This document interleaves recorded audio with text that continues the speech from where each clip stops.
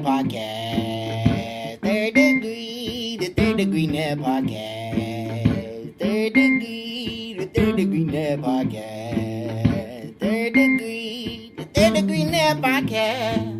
Well, hello there, FC Dallas Curious fan. Welcome to another episode of Third Degree, the podcast. Hi, it's me, Peter. I believe this is episode 157. And joining us, as always, your favorite English man, Dan Crooke. Howdy, Dan. Aw, thanks. Howdy. Howdy. Yep. And your hero, my hero, everybody's hero, editor, founder of thirddegree.net, the amazing Buzz Carrick. Come in, Buzz. Peter, I want to interrupt for just a second because this is normally around this time, maybe shortly before, is when we do the Soccer 90 read. And you guys know that Soccer 90 is the place, as far as we're concerned, to get your FC Dallas national team, international club gear, and all that stuff. But see, tomorrow, when we're recording Wednesday night, so Thursday morning, when you're listening to this podcast, at the very same time, the Road North Texas pinstripe jersey will be made available. We are basically launching that sale with this podcast. So not only is that one of the great jerseys in this club's history, and certainly North Texas's history, it's super cool they let us announce that is dropping like at the exact same time as this podcast goes live. Dan, where's your reaction sound effect? Sorry, I just realized we lost Steve Davis. Lost Steve Davis? Yeah, anytime Kit Talk comes up. Oh, that's true. Steve Davis said he turns it off when we get to Kit Talk. Yeah.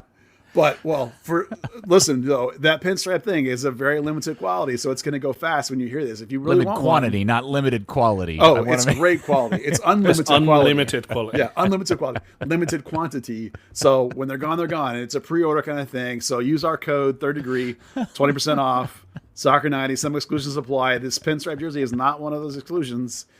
And if you want it, and it's awesome, move fast because we're launching it here on the with this podcast.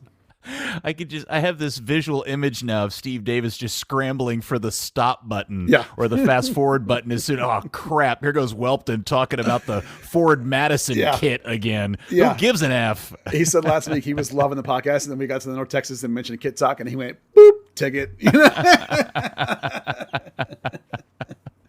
I think that's something that you'd asked him about, and he's like, was that before or after Kit Talk? Because, you know. I was out at Kit Talk. Everybody's different. Steve. Yeah. Everybody's different. Everybody's different. Do love him. So, all right. Well, Steve, you can rejoin now. Kit Talk is over. Yeah. At least for this moment, for this moment. Yep.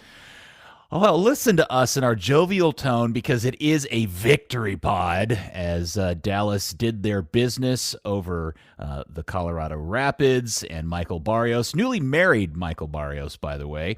And we'll talk all about that here as Dallas ends up winning that game 3-1. And you know what I find interesting about this result is this has been an interesting season because we've come back after games that we thought the team should have won but didn't. We've come back from games where they got results that maybe we thought were pretty fair or exceeded our expectations. But here's a game where I think it's not unfair to say, on the whole, I'm not 100% sure Dallas actually deserved in the way that the game played out to win. But man, what a great result and a fantastic win for Mr. Estevez as coach. Yeah, it was a win that they had to grind it to get it, where Colorado was the better team for most of the thing. The possession was horrible. If you're going to be a team with a good record, you've got to get some games like this sometimes and and get a result when you play poorly. And Dallas, I don't know that it was poorly, but they got outplayed in a lot of ways, and maybe from the gun got outcoached, but the coach adapted. We're going to talk about that later. And so that's a really sweet victory. Dan, you wrote your kind of recap of the game for the blog, and the one thing that really sticks out to me is the observation that we've made that Nico's system doesn't create a ton of chances, but what's really clicking is that they are converting those that they are creating. Definitely. I mean, you had a XG of 1.2 compared to Colorado's nearly 1.9. They're just making it work. Jesus, that turn and shot, it's one of those ones that you've got no right making that. The Sylvania effort, worldy as it is, how many people are saying, yeah, I'm going to score from out here. Oh, no big deal. Yeah, my favorite part of the Sylvania story is that his brother scored a banger in the game, his USL Championship game, and they have a family chat. And apparently, his younger brother Jaden was talking smack to Brandon about how Jaden had scored this banger of a goal, and Brandon's like, "Well, I'm gonna outdo that. You watch." And then, they were talking about because he made numbers. It was in the Open Cup, and he'd made number 6 on the SC top 10. Sure enough, Brandon makes number 6 on the SportsCenter top 10. Wow! Did they both make top 6? Yeah, or number 6? They both made number 6. Yeah. Oh, they both did. Okay. All right. Yeah. All right. Well, that's a very cool story, and it was a tremendous shot, and I want to talk a little bit more about that in a bit. But what I want to kind of immediately get into the nuts and bolts of the game because it was interesting to watch. Trying to see that Dallas was having to react to Colorado's kind of high-level press and the formation. It was really a 4-3-3 of Dallas versus Colorado's 3-4-3, and it at least appeared to me, Dan, that Dallas was struggling with that difference of being kind of at the not having the same man advantage in the middle of the field. Definitely. I think when you looked at it in the first half, all three midfielders were coming in. Actually, no, sorry. Not Nikki. I'm thinking Nikki Hernandez. Edwin Cerrillo is coming in he's really the only central midfielder. You've got Paxton and Brandon were almost playing as like auxiliary wing backs protecting the fullbacks. Mm-hmm.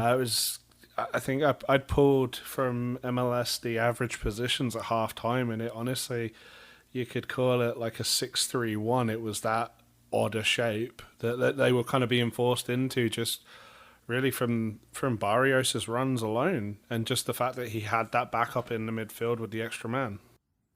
So, Buzz, kind of talk everybody through the tactics of this, because it was very clear, at least from the television broadcast, that Farfan probably had his, I don't want to say worst performance of the season, but you know what I'm saying. Yeah. But that's really a byproduct that he was really struggling to figure out what to do between Rosenberry and Barrios and the problems that their formation was having dealing with that. Yeah, basically they're bringing, I think it's Keegan Rosenberry forward because what happens is the Colorado in general, and Steve talked about it a lot on the broadcast, they like to play their wings really wide, totally opposite of Dallas. They play their wings really wide because they want to open the gaps in the back line. So Farfan's moving wide to try and track Barrios because Barrios is really fast. Well, Jose Martinez is not fast. If that's a weakness to his game, it's that, right? So he tends to stay more conservative and stay at home. So the gap between Martinez and Farfan was huge, and Barrios was exploiting it, and they were running Rosenberry into that gap as well, and so they were getting double through that gap, and that was causing all those opportunities that were getting created on that side. So the halftime adjustment was, I call it the Cerrillo Slide, because it wasn't they didn't just make him a center back. What they did was when they were on defense, he would slide between the center backs, and then when he get the ball back, he would slide back up. So he was shifting back and forth. So when they were on defense, he would slide between the center backs, and that allowed Martinez to move like 12 to 15 yards to his left into that gap more because Cerrillo was now between Martinez and Hedges. That tightened the space between Martinez and Farfan, and then Colorado could not exploit that with Barrios and Rosenberry. That play went away. Now, Colorado had other things they do, notably set pieces that are always dangerous. So it didn't stifle it, but it solved that particular problem. It's a really nice coaching adjustment on the fly at halftime to solve what's clearly a problem without having to change personnel. You recognize that. You remember that coach has talked about, again, this is something Steve Davis mentioned on the broadcast, where coach has specifically said that the defense they play is designed around the abilities of their players. And one of those guys is Martinez. He's not Tafari. Tafari is range, distance. He can recover with his pace. He's very aggressive. He smashes people. Martinez is much more intellectual about his defending. He's much more conservative at home. He doesn't overreach. When he does, he gets exposed. If you open that gap and run a really fast guy in there, it's a problem. So it's a really nice piece of coaching. It's just a great early tactical exploitation where your team is smart enough to execute the tactical shift and not have to change shapes, not have to bring in other players. It's just really nice. Yeah, it was very obvious that that something changed at halftime because man, you just had, well, really, to be fair, if Max finishes an opportunity, really an open, easy one, Colorado could have scored 2, 3, 4 goals in the first half, and unlike Dallas, they were not taking their chances that they had created. Well, Paes was the man of the match for me. He had 6 saves on the season coming into this game, and he had 5 in this game.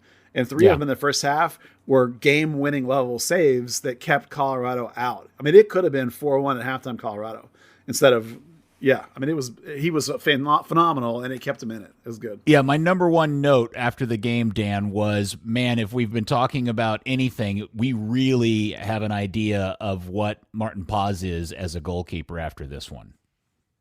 Absolutely. I mean, it definitely makes you kind of realize now why they took the investment not only on the international roster spot and we've got to assume that loan wasn't free, but just the possibility of bringing them in and what they could turn that around for.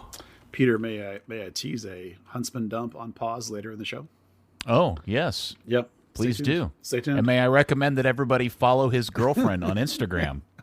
That's true. Because if you want to find out, if you want to find out what's going on in Martin's personal life and where he hangs out around Dallas-Fort Worth and where they live, she posts photos on the regular, and it's pretty fun to watch him play pool with his friends on occasion. So yeah, she got 250,000 followers too.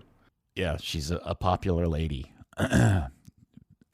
Okay, so enough about that. Sorry, I got distracted there. So the game did turn at halftime, but let's take a moment to really revel in this thing. The aforementioned, I don't know, what do we call it? We have to come up with an official name for this goal, right? Is it the Sylvania? Is it the Let's Go? Is it the Let's Go Brandon? I don't know. What do we call this thing? Because it is so epic and so perfectly timed, exactly when the team needed it. And it's it felt like so out of nowhere for most everybody. I just feel like if just talking about it isn't enough, it needs a name. I don't have a name, but he hits that in practice. Prior to him doing it, I used to call that the Lazo, because you remember Lazo Alavani did that once for midfield, bombed right like that. Yeah, a drive, and because this was more driven than Kenny's. Kenny Cooper's was a giant floater. This was more like the Lazo one, which was a rip. I mean, that thing was knuckling. Maybe it's a Charlie Huff. That's an old reference, man. I bet Dan doesn't know that one. Probably no idea what you're on about. Charlie Huff was a knuckleball pitcher for the Rangers in the 80s. I think I lost. Just imagine like a guy that like smokes cigarettes on the mound. Yeah, that kind of guy. Oh, he was awesome. Yeah, he was like 1,000 years old. So he plays for Tulsa FC, is what you're saying? Yeah, he probably still pitches for somebody. If he's still alive. Probably, yes. Like some over 50 league, beer league somewhere. Yeah. I don't have a good name for it, Peter, but it's an absolute bomb of a shot, man. Just ridiculous. It's waiting for Peter to say it shows. What? For some reason, I just expected you to jump in and go, yeah, it shows. Yeah. Yeah. Dan? It was just a bomb. That's all you go. It's a bomb. Yeah. I was hoping you, of all people, would have a clever name for it. Look, you know English people. It's a worldie. That's about it. It's a worldie, or it's a bomb, or it's, Okay. We don't have a whole lot of names for things. I know, but I think it deserves its own. All right, maybe people listening to the pod can submit names, but I'm telling you, it deserves a name. And a worldie just doesn't do it justice because it's our very own special moment. He thunderbollocked the ball. That's thunderbollock. I like thunderbollocked. Okay. Yeah, I mean, I'm sure that's a goal we're going to talk about for years. Every time we talk about Brandon, be like, "Oh, you remember that time he hit that 50-yard?" The time of it. I mean, the timing of it was better than the goal itself. Just to score right in injury time in a half, you've absolutely been battered, and to see the dejection on the Rapids players' faces coming off the field, then. Well, yeah. Well, the Yarborough's reaction, the different angles that show how much knuckle was on the ball. He didn't react to it. That was the point. Exactly. Well, I mean, no, I'm talking about the reaction as he's sitting on the ground on his ass, going, "What in the world just happened?"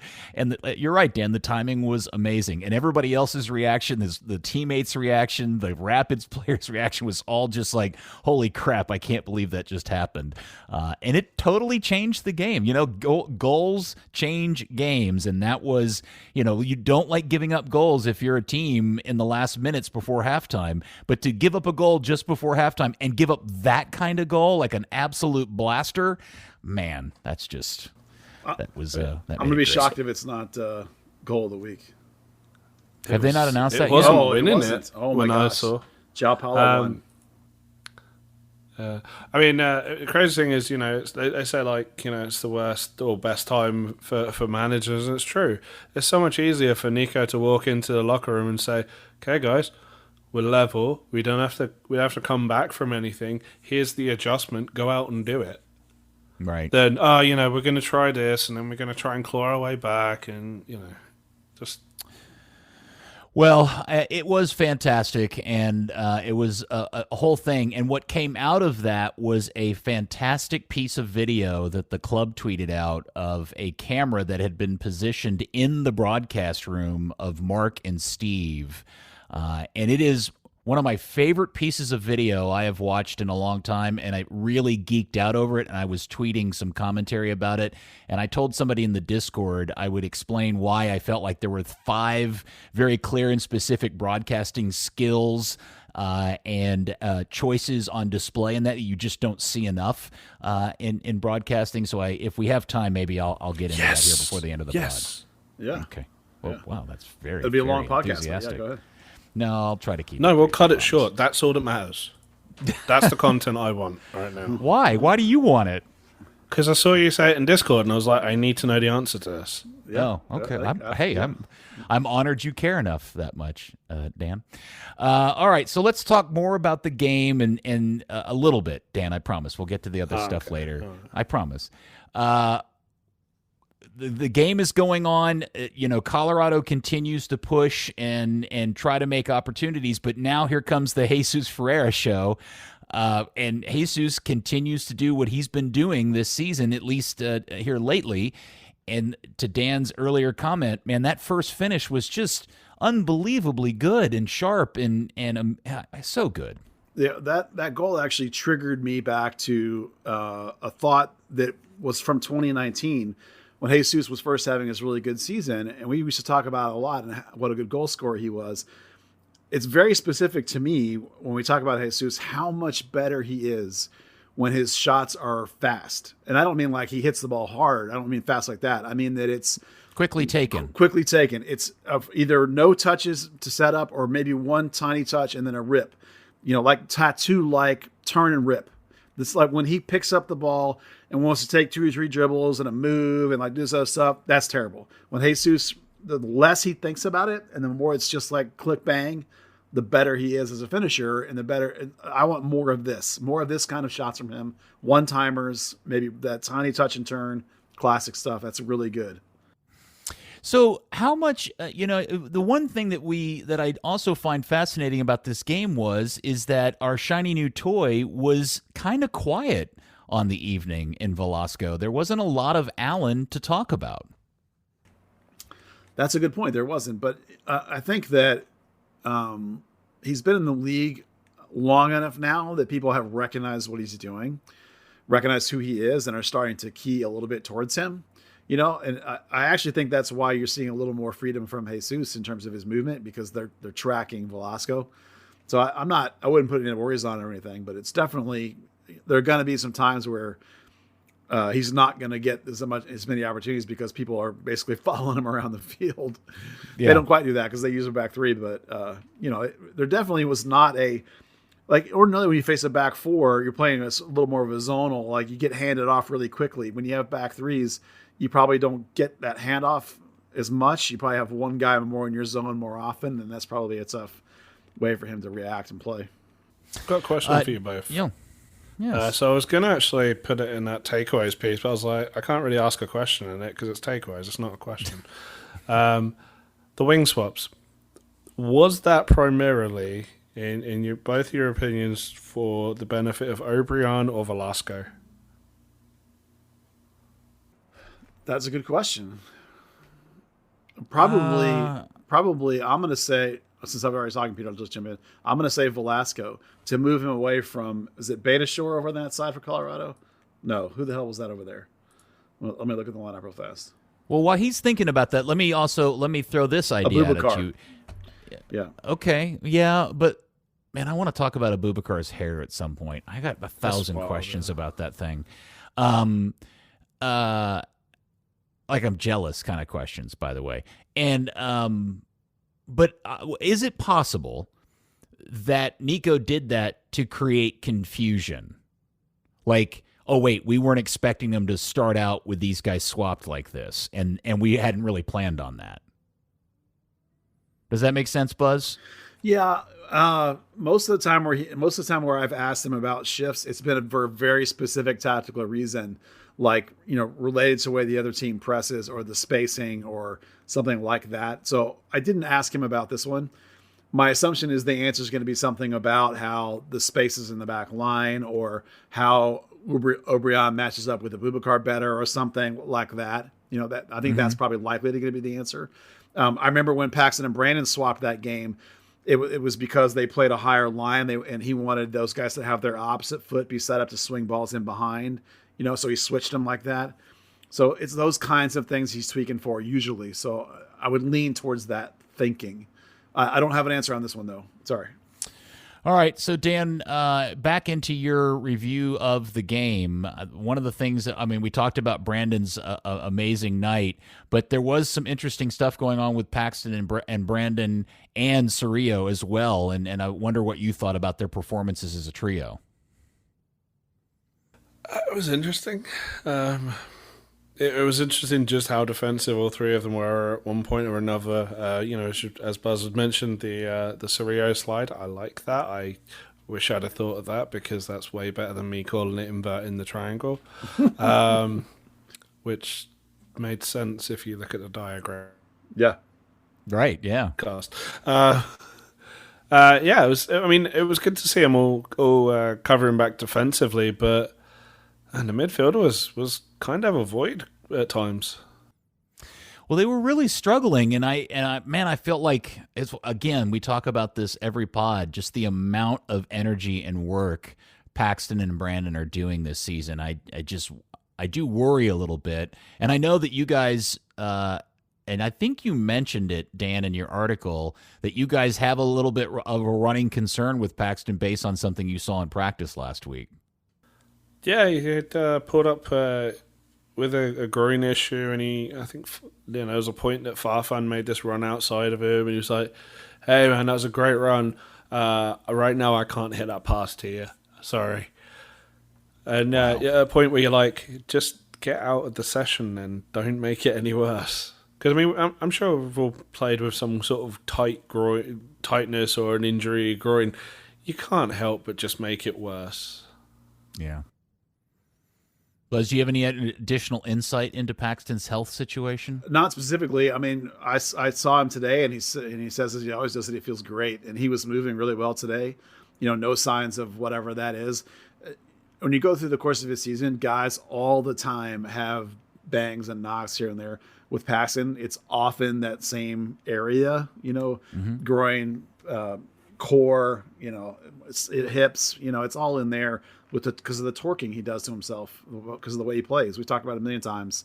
Right. The kid just runs through people, and it's just puts too much stress on his body. So, I actually specifically asked last week Nico about, will you tell that kid to cool it off? And he's like, no, I can't do that. That's not the way Paxton plays, man. It's like, that's how he's wired. Yeah. I think the funniest thing last week is we're standing near where they're doing like the GPS readouts, and there's one of the trainers that's running over, checking like what Paul Ariola's numbers are looking like in warm up, and then when he's doing some jogging and some ball work on the other field.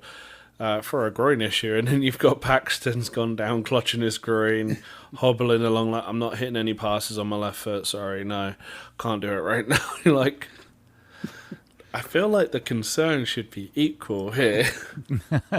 Yeah. Well, he's a tough kid, and I love the season they're having so far. And I don't know if you guys have noticed, but slowly but surely, the rest of the media, soccer media, iterati, or whatever we want to call it, is slowly starting to catch up with us in terms of, hey, is anybody paying attention to the fact that Dallas is playing 3 homegrowns in the middle of the field and what that means in terms of the league? I'm starting to see more and more acknowledgement of that. Yeah, it's fun. They're actually progressing faster than I expected as a group. I thought they would be a little more struggles with the fact that all 3 of them are basically 21, 22, you know? And right. For that not to be our only concern is how much work they're doing. It's like we're not at all concerned with any of their play. I mean, Paxton, we knew would be good. Paxton's Paxton. You knew he was going to be fine. As long as he's healthy, he's fine. But Brandon has been inconsistent, right, over the course of his career, and even within a single season, he's been amazing and then poor. And Edwin is, every time we say, okay, here's the next thing Edwin needs to do, he does it. But the last one was this leap into like grab the starting job and hold it. And he's done it. And he's been phenomenal. And maybe even the most consistent performer over the whole season so far, Edwin. So I can't believe how good they've been. And we haven't once had a game where we're like, oh man, Brandon was terrible today. I mean, or Edwin was terrible today. It's all it is. All we're worried about is the workload, which is amazing. The thing is, well, you look at like mid-game adjustments. So many players find those hard to sort of settle into, and Edwin especially, because he's the one that gets moved around the most. That like whole, all right, go 10 yards this way. Actually, no, slot back between the centre backs. Actually, no, wait, we're going to play as a flat 3 midfield today, and you're actually going to be the aggressive presser. He just does it. Like there's no adjustment. There's no nothing. This season he's just been. It's like the Ryan Hollinshead thing, except for him trying to play right back or centre back. Of just you tell him to do it and he does it. Yeah, the intelligence of the players, adaptability of the player's mind in the moment is an emphasis with this coaching staff, and from the selections to how they run drills to how they run training sessions. This kind of tweaking on the fly, adjusting on the fly, making mental decisions about the game on the fly is the core of what they're trying to do. All right, I want to move on, and I want to point out that I can't quite figure out what this means, that we've gone through this entire conversation and have not brought up Matt Hedges' health status, because I feel like normally in any other given year, Matt Hedges subbing out at halftime would have been cause for alarm, and it would have been the number one thing we talked about. And I'm not sure if we're giving it short shrift or we're not as worried about it because Tafari we love. But do we know what happened with Matt and what his status is? He pulled up at he was chasing the ball back that went out for a goal kick. He kind of pulled up a little bit with something in his calf.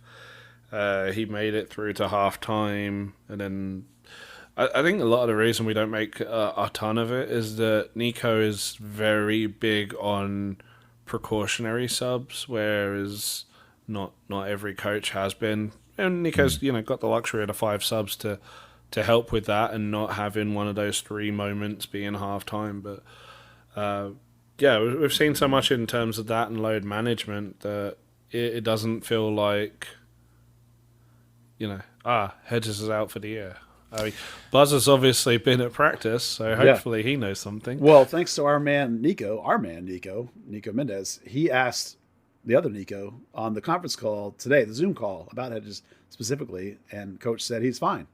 That he trained. Oh. I could have told you he trained with the team today, but the coach said the same thing. So no big deal. He's good to go. Everything's cool. Okay. So on a night where the team was under a lot of pressure and Colorado was dropping bombs from left and right, trying to do that that Jack Price crossing the ball or whoever, set pieces, crossing the ball in, just really putting a lot of pressure.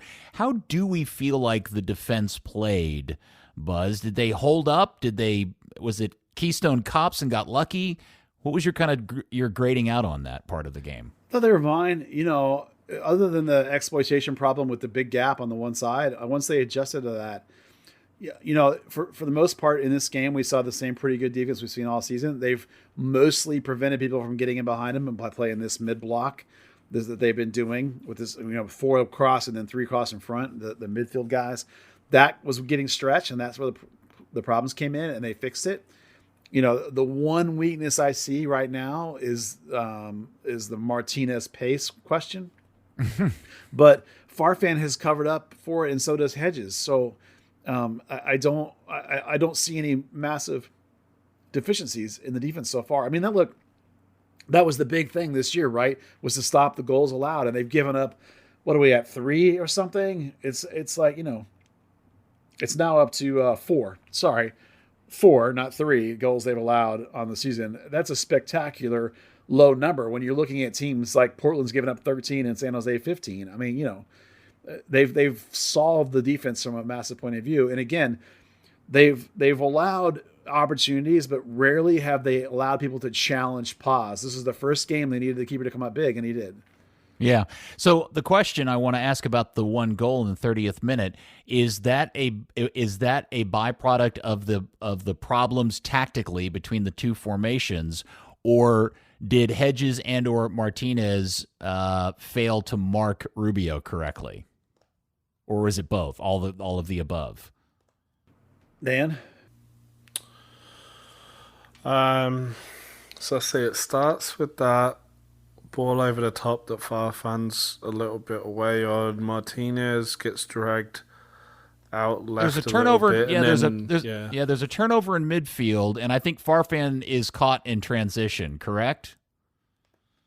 Yeah, I want to say he went up real high, like super aggressive. But yeah, there has been 1 or 2 times this season where Farfan has gotten caught way up. If he turns over or somebody else turns it over, and he doesn't sprint all the way back. I mean, that's not on him if the other team's like counterattacking with Michael Barrios, but it was that one where Farfan went for like a 50-50 up where you would expect to see Paxton. And then Paxton's trying to chase after Barrios. Farfan's trying to that was rough. That was their game plan working as they wanted it. Yeah, it's the defense getting stretched by the pace. Again, that was the problem they solved. At halftime, so that problem went away. Okay. Usually, you only have to worry about the set plays with Colorado. And they found a way to actually exploit Dallas, and then Dallas adjusted. So that's really nice in the end. Okay. Well, it's interesting. And where is the Nanu meter today, Buzz? The Nanu meter today is broken. Oh, no. Yeah, it's cracked. It's so bad it's broken. No, he's hurt. Oh, it's hurt. Yeah, he was not in session today. So was his sub due to that, or that he just wasn't playing all that hot? I don't know for sure. I don't think he was playing all that hot to begin with. I mean, my nanometer is firmly entrenched on meh. So I thought you said meth. No, not meth. Meh. Yeah, I'm just kind of like, I don't get it. I mean, listen, I have people say to me, like, what's the deal? I'm like, man, I don't know. I think the appropriate term of this meter is it's currently set at Shazbot. Shazbot? Yeah. Yeah. It's definitely not Nanu. So he, just to skip ahead, he and Khalil El-Medkour both are out of training right now with not major stuff, just little knocks. There's a chance that both could be available again this weekend. So, if you like Nanu in there, there's a good chance he will be. It's just missed a session today or yesterday or whatever. I know Coach told me that they were going to find out more specifically, like whether he needed a little time off or whether he'll be back, later today. They were going to learn. So, but so he wasn't at the session today. So I was like, whoa, I'm not. I don't know that he gives you all that much more than Ima Tumasi does. I mean, even if it's just a tiny bit more. I don't see the point. It's my thing. I just don't. The style's wrong to me. I don't like it. But I think Ima he just looks like his. And Steve even mentioned this in the broadcast. His ball retention and security just feels and looks better by the eyeball test. I mean, I don't know if I looked at the numbers if that would prove it out. But just my sense is that I don't. worry that Emma's going to lose the ball at midfield in the same way that I see Nanu doing currently. And again, I'm not quite sure I've seen enough of him to figure out if that is a byproduct of a guy learning to play with a bunch of guys he just met a few months ago, or if he's just not got it. I'm not 100% sure. Yeah, he tends to kind of put his head down and charge forward. And I'm not a big fan of players that give away balls in bad positions, because that's how at the pro level, international level, that's how you get beat, when you make a mistake like that. And listen, anybody can do it. Paxton's done it. Farfan, we just talked about Farfan doing it. It happens. What you don't want to have is having a lot. And I didn't look at the numbers, but I feel like Nanu's more prone to that, because he kind of, once he sort of gets going, it doesn't look like he is a guy to me that can cut or turn sharply like Paxton on a dime. Paxton doesn't like nobody, but I'm just not, it's not blowing me away. And I honestly just don't see the point, other than Munjoma's not really ready either. So it's like, you kind of need two, and the coach wants two players at every position, right? So you kind of needed somebody, and Tuamasi's got a sore foot, but it's nothing that's keeping him out. He's just kind of like, it hurts when he kicks the ball sometimes, I guess. Everyone's got stuff right now. Every player on the team's got something, but I don't get it. I'm not in on the Nanu for thing. It's funny, but I'm not in on him as a player so far. Maybe he'll change my mind eventually, but he hadn't yet. Okay. And I think, is it a fair shout to say that there's an aspect of the Ferreira second goal that really was maybe the best part of the game, because it was just such a great dagger, and it was great to see them capitalize on the opportunity and actually convert it, and Ferreira to finish. A lot of times you see a lot of dudes across a lot of leagues get in that situation and totally muff that up. I certainly like that Jesus is turning into a clutch player. I certainly like an idea that Oscar used to talk about all the time, especially in his early days, was you've got to learn how to win games. And this team looks like it's doing that. Like, it's figuring out how to get over the hump even when you're bad. They when you only have 35% possession and you still win, that's crazy. You outshot 16-7. By the way, Peter, efficiency, you're right. 6 of their 7 shots were on goal for Dallas. That's a remarkable efficiency. It's something we've noticed this year as a trend. So, that's that kind of efficiency will probably lead you to be a good team, holding the opposition to bad efficiency. Not good shots from them. Even if your keeper had to make 5 saves in this one game and save you, that's still, this is the first time he's had to do that. And all that's a combination of Hedges being out some and Tafari being in there and Martinez being a little slow, and all that together, so it's not great. And then you manage to get the win. That's how you build locker rooms. That's how you build camaraderie. Everyone's feeling good. You give the guys a day off here and there. Everyone feels great. This is how you win games in this league and get yourself on the top half of the league. This is how you do it. Well, Dan, you got any other comments about Dallas 3, Colorado 1? I believe, you keep talking about grind out wins. That's what we call a champions win at home, because that's at the end of the season. Typically the difference is those, the turning a loss into a win. Are you predicting anything right now? 5 or 6 games into the season, Sir Crooke? No, I'm just saying that's like one of those nice ones. When you think of the season when they were going for 7th, and San Jose scored that real 97th minute equalizer against Minnesota. Well, these are the points that stop that from happening. The same way they, tied with a dogshit RSL team, and those were the points that cost them then. Right. Yeah. Well, it was a very nice win, and it certainly has the team feeling good. What are they up to, 4th now in the league? They're 5th, actually. 5th in the standings? What's weird about that is I was looking at the standings the other day, Peter, and I noticed that they're technically tied on 11 points with Austin and Houston. How weird is that, by the way? And they're all in the same points per game, too. Yeah. Wow. And think about how good we feel about this team right now. If you were in a league that actually played for the first place team being a championship, you'd be like, Dallas sucks. They're Philadelphia's on 16. It's like they're already 5 back. It's like you would be like, we're having a terrible season. But this isn't that kind of league. So now we're all really excited because Dallas is in 5th place, and compared to where they were last year, that's really awesome. You know, they've fixed all of the defensive issues. And see, this is where I turn to my English friend Dan and go, "Hey Dan, aren't playoffs kick ass?" Okay, so what I would love MLS to do is the same thing that rugby does. You have a regular season champion, you have a playoff winner, and they are held in the same regard. And then if you have them play off for an overall thingy, great. The only person that doesn't hold the shield in regard is Peter.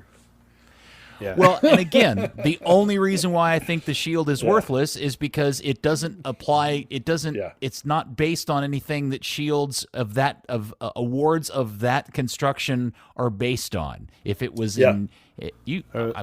I'm not going to try to. It's the unbalanced schedule, even within its own conference. That's the dumbest thing in the whole world. Although maybe it's not unbalanced in the conference anymore. I mean, what I'd love to see is if they did like balance the schedule again, and they do a silver star for the regular season and a gold star for the playoffs or something like that, and then you recognize both achievements. By the way, in the Shield standings, Dallas is 6th on 11 points with Austin 5, Dallas 6, Houston 7. So it's just a funny thought I have when I'm like, if you were in an English league, you'd be like, that's terrible. We got to get back into the EU spots. You know, I mean, you wouldn't even talk about that title. It's kind of funny that the Western Conference playoff spots right now, RSL's the only team that actually made the playoffs last year from the Western Conference that are currently in it. Wow. Really? Yeah. Yeah, you got 2 California teams, 3 Texas teams, and Nashville were in the East. Yeah. Well, the other thing I want to talk about before we move on to other things is it appeared to be another nice evening and crowd. And the crowd was in particularly good spirits, and I'm just wondering, were either one of you at the game? I was not at the game. I know Buzz wasn't. Were you there, Dan? I got a cough that evening, so I technically didn't meet the criteria to get in. So I emailed him like, hey, I'm going to stay home and watch the game. Okay, all right. Well, so Dallas is, as good as that is, because they're averaging right around 15,000 people, that does have them up to 22nd in the league in terms of average. So just FYI. But it is considerably up from last season. They're up over 2,000. But it does look and feel better so far, and I like it. And the other thing that we need to talk about, and I can do this officially now because I had been getting word from people that were aware of it but weren't supposed to be talking about it publicly. But then it came up in Nico's, was it Nico's article? It was Alex. Alex's article about the new marketing guy. So I don't know if everybody's ready for this, and I'm not 100% sure how I feel about it because I have a feeling it's one of those deals that until I see it, I don't know how to judge it. Yeah. But by all accounts, FC Dallas, and I think it's going to be the Houston game that they're going to debut this. Okay. They are having constructed a 30-foot tall, 3-story tall version of the FC Dallas crest that will be mounted in some fashion. I don't know if it's going to hang or lean like a picture on a tabletop. I don't know how this is going to work behind the north goal. And this is somehow an attempt to address all of the things that we talk about, how awful the North End is. But what I've also been told is that not only is it this, but it's going to be some sort of not interactive, but it is going to potentially feature, maybe not on day one, maybe down the road, LED lighting. So reactive to the game. Yes, reactive to the game, and smoke, and potentially fire. My thought is that you know whose fault this is, whether it be good or bad. If you say me, I'm going to be very mad at you. It's us. Remember we had the idea of the cars on the stage with the horns and the lights? Yeah. I bet money that led to this. The idea of having something on the stage that interacted to the game, that reacted to the game, that like did lights and smoke. What do you want to bet? Okay. If we want, Does that reach? I don't know, man. Yeah. Well, to me, that seems like if you're not going to put seats for people to sit and cheer, you got to put something up there. And we see so many stadiums that, what is it? Atlanta's got that, the horn, and Montreal's got that big bell and whatever. Just a bit, like bits are fun. Yeah. But I don't have a mental picture of what this is going to look like. And the only thing I will insist, and if they muck this up, I'm going to be pissed, is that if there's going to be fire emanating from this thing, it can only come from the mouth of the bull. Yeah. Because that would it would mirror the electric leg vomiting horse from the Burn logo, right? Yeah, I think that's a good idea. I'm trying to be really optimistic about it. I'm trying to think of like, okay, let's see this thing. Is it going to be any good? I'm not trying to go in with like that. This is going to suck. I'm hoping it's going to be good. Because look, right now, how much worse could it be than what it is right now? Because it's terrible. If it's just like a big piece of fabric with the logo posted on it, you're gonna go, oh, okay, whatever. But if it's this nicely constructed 3D, not like 3D figure that has LED lighting and hell, get us some lasers and stuff to shoot out of the thing. Yeah. If it really is, if you're gonna do this, you got to go all the way in and turn it into an absolute bit. I mean, I can even think of like concert backdrops I've seen. Like if you just had like the logo as a tarp with some concert lighting on it, I mean, that doesn't look horrible in some venues I've seen. So like, even if just that might to me look better than just that bare cement that they have now, if this is actually even better than that, I'm actually hoping that it's going to be pretty cool. Well, I want something that Kiss or Pink Floyd would be proud of. Yeah. You don't want a 12-inch Stonehenge dropping. No, from I the don't. ceiling. I just don't want a 30-foot tall banner. Is what I don't want. That's a Spinal Tap that to reference. me, I know, I get it. Dan, you're conspicuously you're unusually quiet about this. Are you worried about this? I'm interested to see. 'Cause, I mean, here's the thing. There's a very strong north-south wind at the stadium. So if it's like a solid piece, that's an issue. Unless it's mounted to that wall with the ivy, in which case no one's ever going to see it anyway. 30 foot is roughly half of the height of to the roof that says Toyota Stadium. It's never really going to be on camera too much, or maybe just the bottom of it. Like, it'd be interesting in how much of an addition to the game day experience and to the broadcast that it really is. Yeah, and the atmosphere of the stadium. I mean, if it gets the crowd going, I don't know, man. I guess how many times, Peter, have we talked about interesting idea? I've got an amazing idea. How's the execution go? Go ahead, Dan. Forget a 30-foot logo. Put the supporters back behind the goal. Never gonna happen. So frustrating. Never gonna happen. Oh my gosh. Okay. Well, apparently, by all accounts, we will get our debut of aforementioned bit behind North Goal bit on the 23rd when Houston comes to town, which will be interesting. Yeah. Okay. Let's see. What else did we want to talk about there? Oh, so Dallas does play New York coming up this Saturday, 6 p.m. on TXA 21. They're going up to see the old Red Bulls. And Buzz, I know you went to practice. Any predictions or thoughts about that? I have some practice stuff. Let me start by saying that there was no training session on Tuesday this week. So that meant like there was no training for me to go to. So did somebody tell you? Did you drive all the way to Frisco? Okay. Well, I was the schedule comes out. I couldn't find the schedule. So I just texted the contact because I was already up there for the Dallas Cup. And I was going to stay in Frisco and just go to practice in the morning. And they're like, there's no Tuesday practice. And I was like, oh no. Because I set up my whole day around it. So Wednesday, as always, was closed session, but Coach was nice enough to let me come anyway on Wednesday. I got the red letter stamp of approval from Coach Nico to let me come watch the whole session on Wednesday, and I felt that was pretty cool. We turned a corner, me and Nico. We're getting there. Yeah.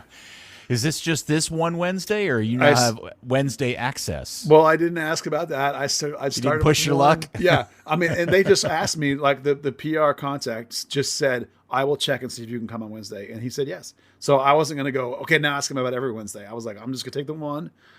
And I was on my P's and Q's. I didn't want to mess anything up. So there probably is a line I'm going to draw here when we get into this tactics, where I'm not going to tell you specifically something I saw. I'm going to tell you about it generally because I don't want to get it out there. So the first thing is that this coach is making decisions about workload and giving guys game off without any sort of predictable pattern so far.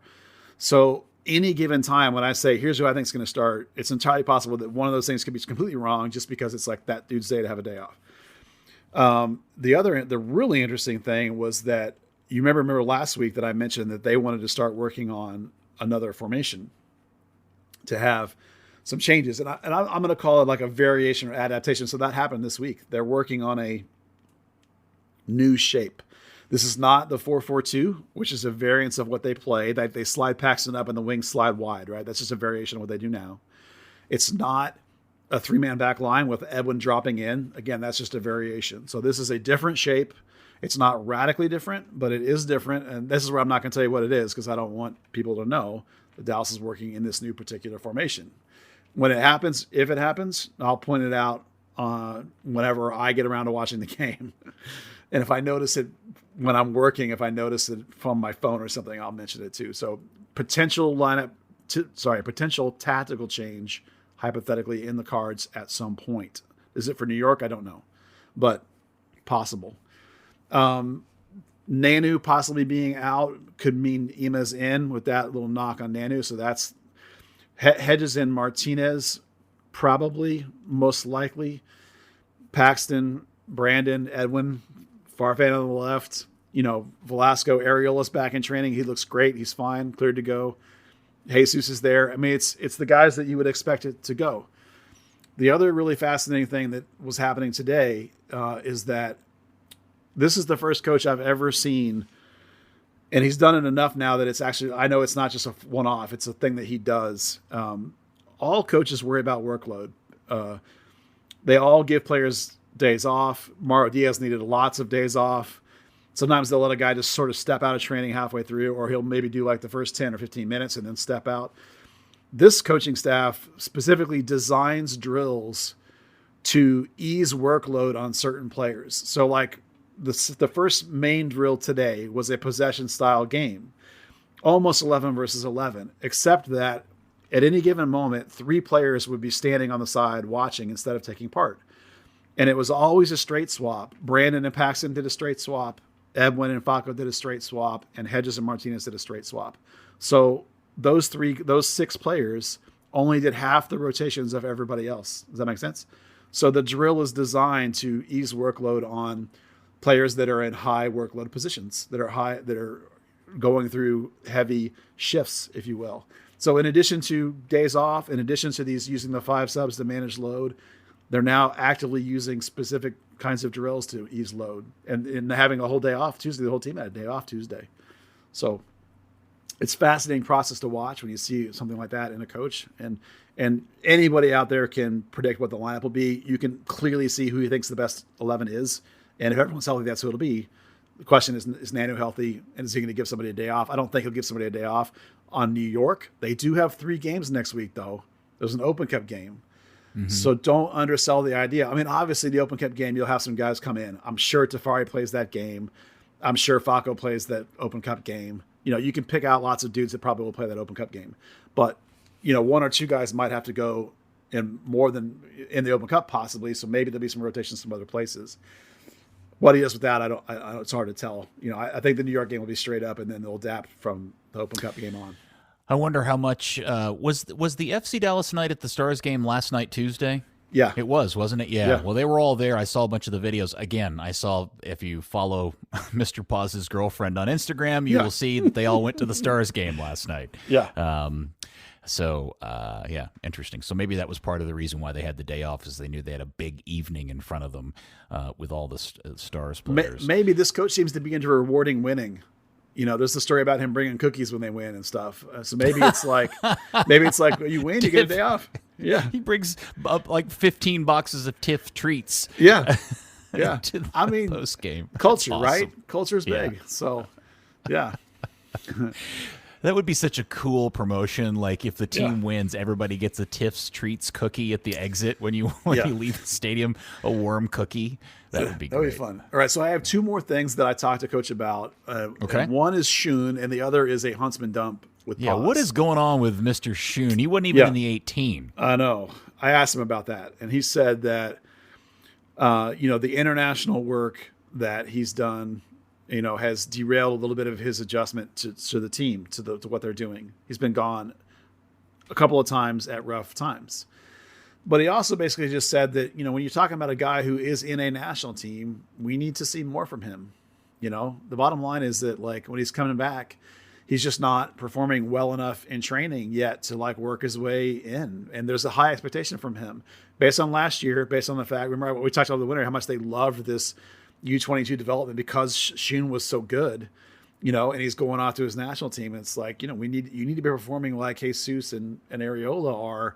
And I don't mean in a game. I mean in training. You need to show more, and that basically is the answer. He's just not doing enough and has been gone too much to get really completely integrated. So, I would assume he'll start the Open Cup game. I mean, I don't know why he wouldn't, right? I mean, that's perfect opportunity for him to get something.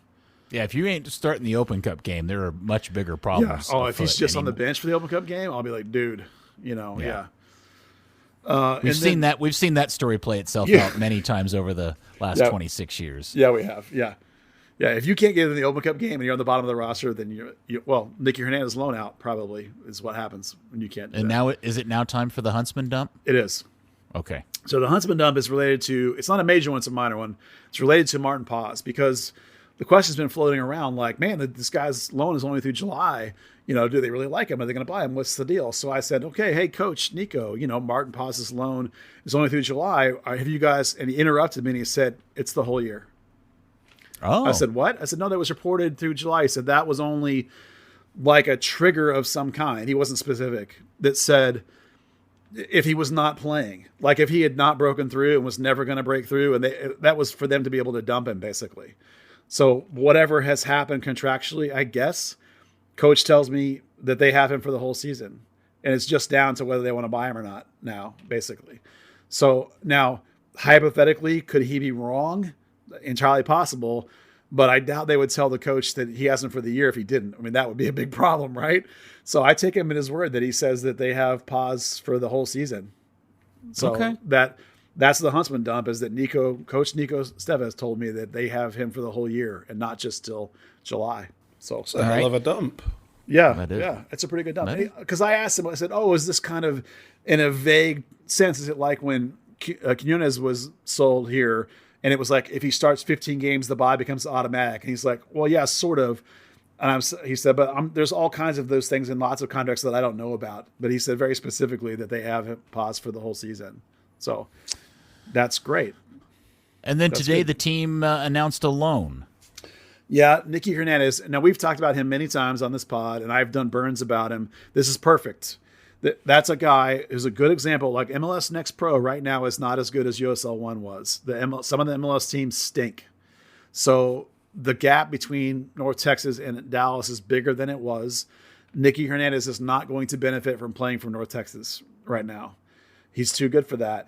So he was in limbo, stuck between that and FC Dallas. This guy desperately needs games. He had the compartment syndrome, you remember, and last year he was hurt all the time. So this is a perfect situation. San Antonio, I talked to some guy today. I don't even know who he was, just on Twitter. He was telling me about their team. They need somebody. They play a double pivot, and they're short on bodies in that area, both skill-wise and because of injuries. And they play a physical style. Nicky will be perfect. It's a deep line kind of 8 thing. That's his bag. You know that. He can get forward. So this is a perfect fit.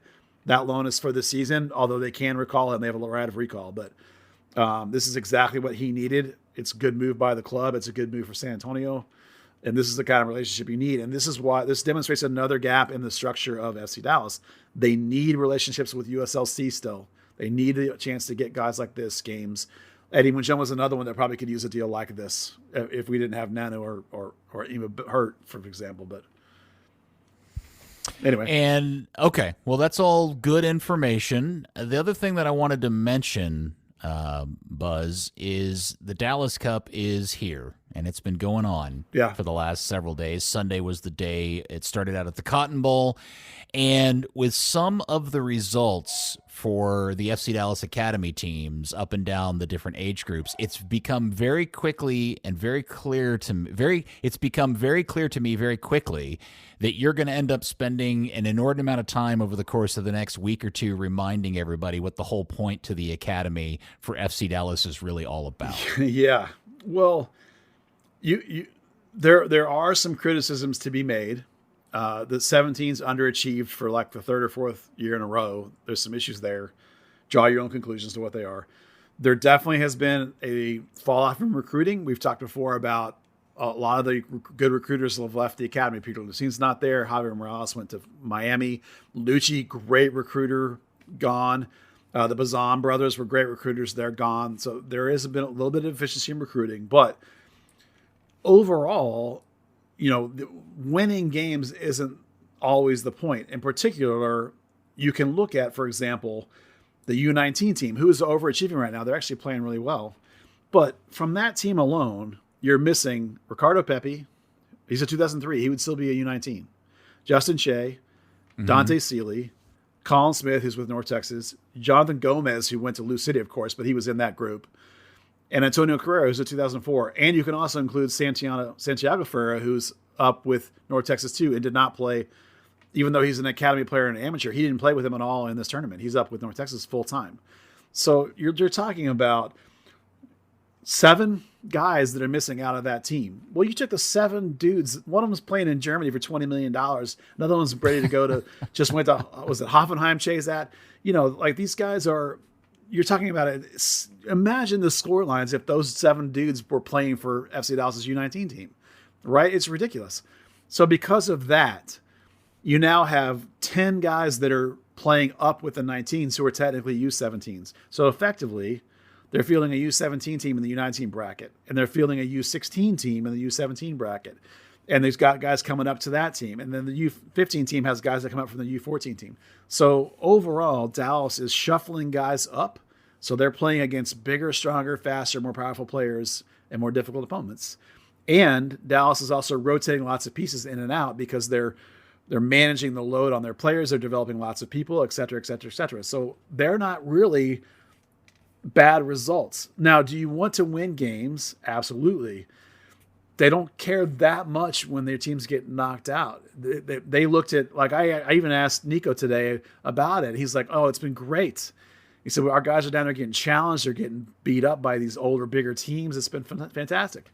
So if you think that, like if you think that winning your group or getting into the advanced stage means that FC Dallas isn't doing what it wants to do, you're crazy. Like, a good academy produces 1 pro a year, and you're one of the best academies in the world. If you can get 2 pros a year out of your academy, that's astronomical. And Dallas sometimes has way more than that. I mean, the 2003s has 5 pros out of it. So it's right. Like, the idea that Dallas as an academy is not doing well is just dumb. That means you don't understand what the point is. Because the point is not to win games and win youth tournaments. No one cares if you win that. The point is to, A, make them a boatload of money, and B, hopefully win a championship with guys like Paxton and Jesus, your homegrowns that stick around.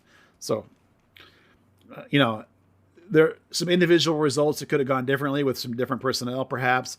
Maybe some coaches made some mistakes. In the end, they don't care. They look at these big international tournaments. I mean, so much of their schedule, FC Dallas, is against teams that they thump all the time. So these big, huge tournaments where they can play tougher, better, harder teams, international teams, when they take the kids over to Bayern, when they take them down to Monterey, those are the times they put a lot of emphasis on that stuff. And that's what they really push and develop their kids outside their comfort zone. A lot less than when you beat Rio Grande Valley 8-1 with your second team. It doesn't. Well, we told the story last week about FC Dallas and St. Louis, and lo and behold, right there at the beginning of Dallas Cup, the rubber match between those two came up, and St. Louis ended up winning that game, and because it's weird, they're doing penalty kicks to decide games instead of draws, and St. Louis ended up winning on penalty kicks. I was surprised by that. Does that mean that when Dallas played St. Louis down here that maybe they didn't bring their best players, or what was the story behind that third game result? All that. Well, also they play 30-minute halves, which is stupid. They don't play real games.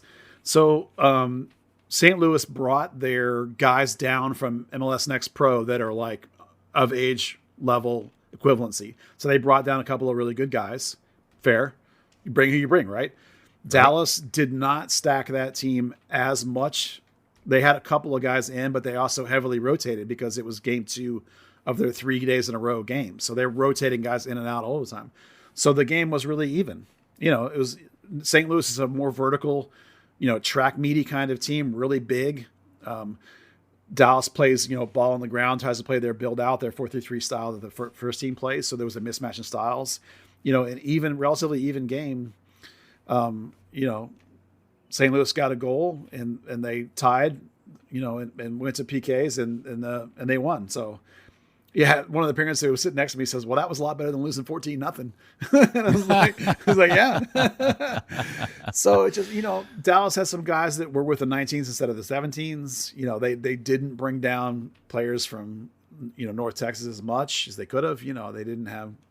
So it's all part of the process. Like I told you before, the 14-0 one was a screw around and find out game. I mean, they were pissed. So they showed them, and then when they in the GA Cup, they didn't go as hard because they have a whole bunch of other teams to fill out, and so this is and St. Louis was better. They brought down their guys too, and that was much better. They have a center back who's legit. Ooh, yeah. I wrote about him in my piece. Man, that dude was a baller.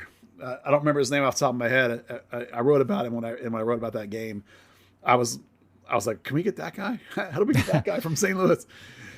Yeah. Well, kudos to you, Buzz, because if you're not going to the games and not been able to go, Buzz has been writing recaps of all the games he's been going to, and you've been doing a great job and really setting the scene nicely for those of us who haven't been able to attend the game. So that's good stuff. That continues through this weekend, and I guess you can attend to games at MoneyGram, at Toyota Soccer Park, at Richland, and then the playoffs will all take place at Toyota Stadium, and you have to have a ticket for that, correct?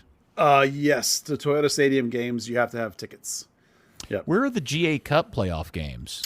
Toyota Stadium.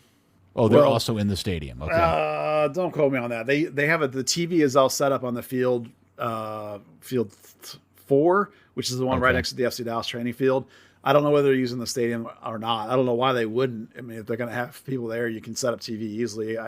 Forgive me, I didn't look that up. I don't know the answer. Dallas Cup for sure is in the stadium. I don't know what GA Cup's going to do, but I do want to talk about a specific player from FC Dallas. There's a kid who plays for the U14 team. I know this sounds crazy, but Peter, I think you'll enjoy this story. So there's this kid, his name is Andre Saucedo. He plays for the U14s, and he is of Latin extraction. I have no idea where he's from, and I don't care. But he's the most absolutely fascinating player because, as near as I can tell, he doesn't run. He kind of like drifts through the game. You never see him. I barely see him jog, I feel like, except that every time you turn around, he's available for the ball from his teammates. And when they pass it to him, it's like he takes a piece of duct tape and tapes the ball to his foot. And then he carves the heart out of the other team, rips them to shreds, and either scores or sets up a guy on his team. The kid is amazing. He does that by dribbling the ball through a defense or passing the ball through a defense? Dribbling. The kid is a wizard. He also will always be in the right position to play some defense and does play defense, but again, not running, just sort of drifting around. And he also can shoot and he can also pass. But like every time he picks up the ball, like 4 dudes collapse on him and he goes, beep, beep, beep, beep, beep, and he's through him. The kid is phenomenal. Now, is he a big kid, little kid? No, he's a shortish, kind of stocky, almost chubby little Hispanic kid. You know what I'm talking about? You've seen a million of these kids. You've not seen one this good. This kid is phenomenal. And what is his name again? Andre Saucedo. When I first got to the game, it's funny. Like, I've seen him before, and I knew how good he was. And I came back and watched this game, and I was watching him run around, and I was like, is this the same kid? And then he went right through the middle of the team. I was like, that's him. Yeah. And what team is he on, and what number does he wear? He's number 47 for the FC Dallas U14. So if you get a chance to see him, like when you watch before he does anything, you'll be like, I can't believe you like that kid. And then wait till he does something. Because the whole team's built around him. Because you don't even notice him. Like I said, he's just kind of lazily drifting around until he's destroying the game. It's what amazing. position is he playing? He's an attacking midfielder. It's like watching Mauro Diaz, right? Like you'd watch Mauro Diaz run around the game, and it's like, is he even going to play? And then it would just destroy the other team. It's like that. So it's like, it's super exciting. Like at a U14, he's literally 13 years old. So who knows, even like, is his body going to betray him? Is what's going to happen? What's his family life like? Is he going to grow anymore at all? Is he going to be fat? I mean, who knows, right? You never know. But like right now, he is so much better than everybody else in that team. And there's some good kids in that team. And he's so much better than everybody I've seen him play against. And he's played against some good teams. It's so much fun to watch him because it's like watching a little Diego Maradona sort of just drift around until he punches your lights out. And it's so much fun. Has he scored a lot in the tournament so far? Yeah. I mean, he could have, I think he had 2 goals in the game I watched, and he could have had like 6 assists if his teammates could finish. It's just ridiculous. Now, the team they played was terrible that day, so he's not usually quite that good on the score sheet. But when I watched him play against Solar, he did the same thing. He just shredded Solar too. So it's like, the kid's phenomenal. He must be really good, because if he's wearing 47, my initial reaction is you're lucky Buzz didn't go up and kick him in the shin or something. Well, that's the Academy shifting numbers thing. He happens to be on the group. It's 30 through whatever, the top numbers. This is his group. Like, so next year he'll be 10 or whatever when he moves up. Oh, I didn't know Dallas did that. Yeah. Every other age group is, the 19s are 0 through 29. The 17s are 30 through whatever. You can be up to 70 or whatever. And then so on and so forth, so that you can move up or down without having to get new gear. Makes sense? Got it. All Yeah. right. And I have Totally makes sense. one more story for you, Peter. I think you'll enjoy. I was sitting behind a scout watching what game was I watching? I was watching the U17 game yesterday. I was sitting behind a scout, and I'm not looking at his notes, but he's got a big pad. And so I can't totally looking over his shoulder. I wasn't trying to, but I couldn't help it at some point. And he's drawn out the formations, and he's writing down numbers, and he's putting little notes by all these players. And literally a third of the players in the game, he wrote fat. And I was like, I was looking at the players, and I'm like, that dude's not that fat. And I was like, fat, it says fat. Or maybe it means fast as truck. I mean, I don't know. No, he literally wrote fat like on a third of the players in the game. And I'm like, I'm looking out of the field, and I'm like, it's FC Dallas versus Cholos. And I'm like, I don't see any fat kids out there. But then I was thinking about that. I was like, I guess the thing to remember is, like, if you're a European scout, and sometimes this comes down to the way pro scouts here in the United States, and even our FC Dallas coaches think too, they're thinking about the highest level possible. That guy's thinking, is there a dude out here that I can take to Europe and be worth a damn? And it's like, fat. No, that guy's fat. And I look at him, I'm like, that kid's not fat. Well, he's not that ripped. He's not that absolutely shredded, 17-year-old that's like, makes him go, I'm going to take that kid on trial to wherever the guy was from. It's fat. What was his note next to your name on his sheet? Oh, thankfully I was not on the field. He would have laughed his ass off. I would have been, yeah. If he'd have seen me in my skinniest of my life, when you could see my sunken in cheekbones, all that crap, he would have written fat compared to, based on what he wrote fat on some of these other players that I was like, that dude's not fat. Did he speak, like, is he from a foreign country and fat translates into fast or no? He was writing in slow English. He was definitely writing in English. Yeah. Because it's possible that was some sort of code, but some of the kids were a tiny bit thicker than some of the others. He literally wrote fat on like a third of it. It made me think of, like, when I watch games, I'm looking for like moments of goodness, and like, could a kid take something and try and build that to become a pro? These guys are ruthless. Like, I heard a story about a team that brought their head scout all the way to this tournament to see 2 players. They knew about him ahead of time. There's literally like 1,000 players out there. They came for 2. So it's like, even at this level, that's like an extraordinary level. FC Dallas's academy, these other great academies, like the very tip top guys are interested in the 1% of this is already the super elite here. Now, the other thing was that there was so many scouts everywhere. I've never seen so many scouts and agents, not just college guys, but now all the Europeans are everywhere, all over this tournament, Dallas Cup and GA Cup. More GA Cup because the 17s are there, 15s and 17s. The 19s, everybody knows already. So, but they talk about, they meet with parents of the academy kids. They're like, I've been watching your kid since he was 13. It's like, so creepy. Yeah. And it's, on tape. they're talking about American kids that way, and it's crazy. The elite ones, not all of them, obviously, but. Hey, Dan, when all the Europeans come to town, do you guys all gather at a place and meet up for a while? No, I moved 4,000 miles away to go away from them. Yeah, well, they were all a GA Cup. Gross. All right. Well, it's a big week, Buzz. You're doing the Lord's work, and we do appreciate it. That's good stuff. All right, Dan. Well, did you get a good nap in there? No, I was listening intently and just counting down the minutes until we hear about the camera in the commentary booth. Oh, yes. Thank you. Oh, good reminder. Do we have time to do that? We've already gone well over an hour. Do you want to save it for another episode, Buzz, or do you want to do it now? We're just over an hour. You might as well go ahead while it's fresh. You give that 10 minutes. Well, can I ask, Buzz, that maybe we pull the audio and play it so people who have not seen it can at least hear the audio to understand what I'm about to describe and get into? Velasco, Farfan had the first touch. Velasco will carry it into midfield. Now here's Brandon Sylvania, and Sylvania's got a long shot from distance, and that long shot is on the money for an FC Dallas goal. He floated it past Yarbrough. And you want to talk about a bailout for the home team? That is it.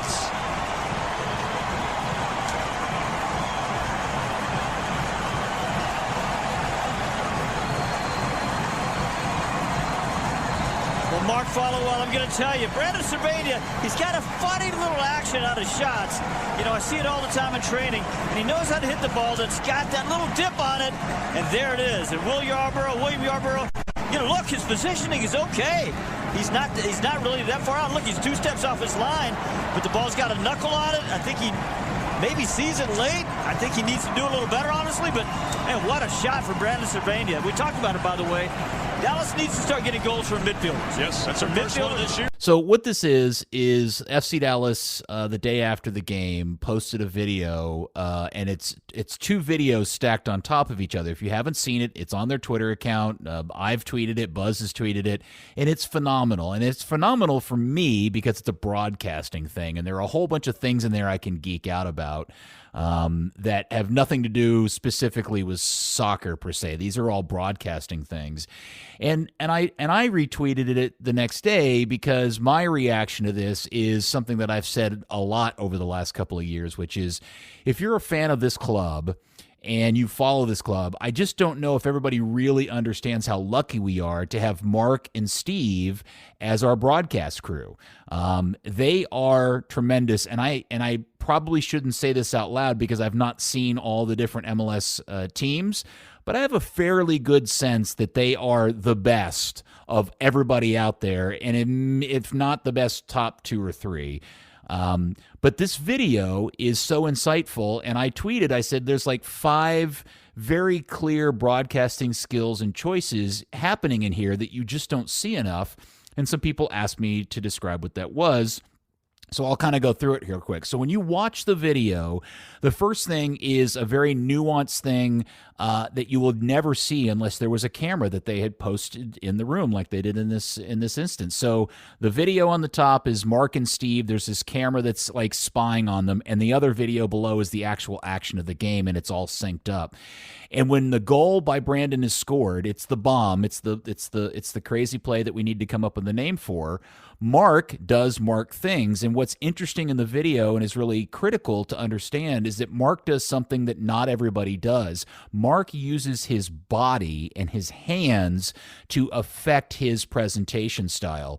Too many people stand with their hands in their pockets or clutched together or behind their back, but Mark does something that people learn very early in life when you're doing debate or prose interpretation or any kind of speaking competition, is using your hands and using your body, because when you move in that way, it affects your presentation. And that's something really interesting to see, because when he really celebrates that goal, it impacts and improves his call, which takes me to point number 2, which is classic Mark Followell.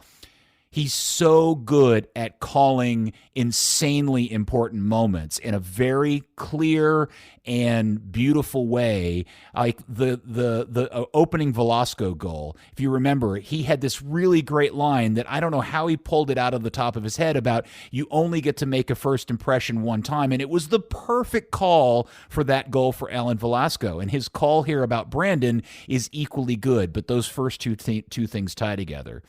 So point number 3, and this is the one that a lot of people picked up on, and this is really the most valuable one is, and this is why it's great to be able to see this on the video, not enough people do this, but Mark and Steve had the wherewithal to just shut the fuck up and let the scene speak for itself. And if you watch Steve closely in particular, Steve is making a mental judgment of when he should pick up and start doing his analysis, and he almost gets ready, and then he really clearly, smartly judges the scene. He reads the room and says, you know what? I'm just going to let this play out for a bit because the truck is doing a great job of showing the fans and showing the players and replaying the shot. It's going really well, and he does that perfectly. Mark and he do this perfectly. So now as I move into points 4 and 5, these are about Steve. So Steve, if you're watching, Steve isn't only smartly letting the scene tell it, but he's clearly using that time as a moment to collect his thought. And that is a critical use of this because this really leads into point 5, which is Steve rolls out fantastic analysis. And anybody could have watched that play and went, whoa, that was a banger. But Steve, because he goes to practice, he's been around this team forever, he's coached, he understands the game at a very, very intimate level, he comes back and actually gives some really good analysis and tells a story that not everybody would know. Man, Brandon does this in practice all the time. He actually has this wicked ability to bend and knuckle the ball. His teammates are encouraging him to shoot more, et cetera, et cetera. And that's why all 5 of those points right there are things that you really only get a really interesting insight from by watching that particular video. And I was so excited to see them do that. And so that's just kind of my analysis of that moment. That's why I was so geeked out about it. We are 100% so blessed to have those guys as our play-by-play and analysis guy, and I hope the Hunts are paying them commiserate to the performance they're getting out of those cats. It's impossible to know what they're getting relative to because Mark does the Mavericks, obviously, which is an order of magnitude different. So I don't know that he's getting paid his value for FC Dallas. I would assume he's not, but he should be. That's a throw-in. I don't know either, and it's none of my business. But you know what I mean. I worked. Everybody knows what I do for a living, I think, and I have worked with both of those guys on broadcast as a producer. Mark is incredibly professional. The best thing about him when you're working with him is that he is always ready and he always nails it. The dude is just on his game constantly. There's no off where he's like, I'm mailing it in today. It doesn't happen. Guy's super pro. Just phenomenal, a joy to work with. Steve, when Steve started, Steve was admittedly, he would, I think, admit he was a little rough when he first started because he'd never done it. He's not a TV guy. He's a writer. He's a journalist. Yeah. Right. So he has worked really, really hard to get better.